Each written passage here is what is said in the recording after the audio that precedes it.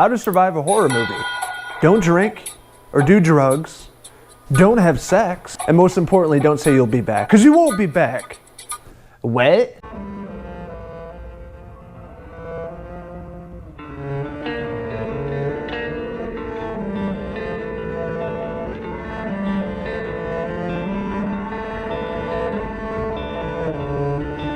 What's going on, friends? Logan Myers here from Cinephellas.com, back to do 31 Days of Horror.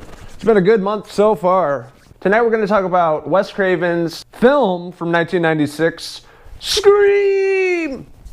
So I remember when Scream came out in 96, I rented it on VHS tape from the local Blockbuster. I'm showing my age right now. But yeah, we rented it, a group of friends and I, and we watched it and we loved it after the first viewing, and it's been a film I've been watching, every year since it was released in 96 during the Halloween season. So the film starts off with a bang. It's the, famous phone call scene. We have Casey Becker, played by Drew Barrymore. She's on the movie poster, but she only survives like the first 5 minutes.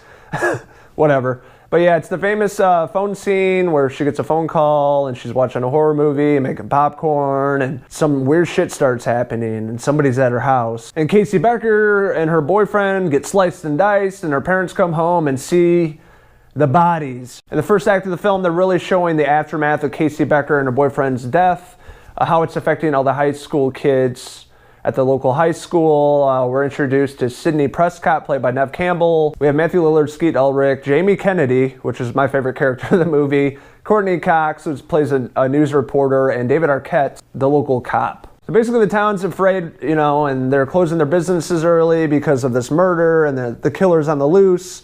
So that sets up the rest of the film, trying to figure out who this person is, who is this killer, as, the story unfolds. From the second to the third act is these occurrences with the killer, at a party or just random places. So again, Wes Craven's whole focal point and focus in the movie is on this group of teenagers. In this film, Sidney Prescott is, recovering from the death of her mother. She passed away a year ago, or killed a year ago.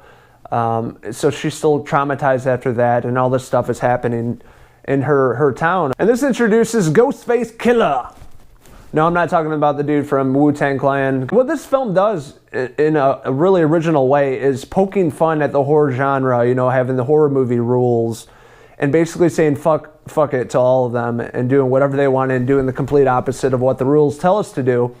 That introduces, Jamie Kennedy's character, which, reminded me of myself in high school as like the horror movie buff, that all he did was talk about movies and watch movies and, trying to figure it out. Who the killer is. Is it you? Is it you? So he was really great in this role. Third act of the party at the house, Mathew Lillard's house, and coming across Ghostface Killer once again, about the rules, the horror movie rules, and what not to do. And Mathew Lillard goes, "Oh, me back!" But he just disappears. Could he be the killer? So eventually, all the way to the end of the movie, we figure out who the killers are.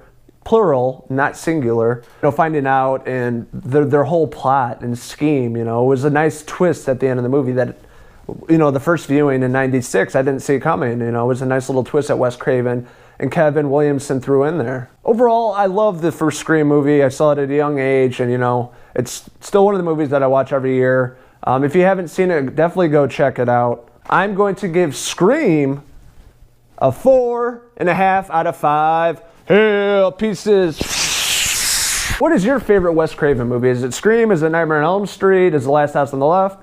Let us know in the comments below, and don't forget to hit subscribe. This is Logan Myers signing out from Cinephellas Studios.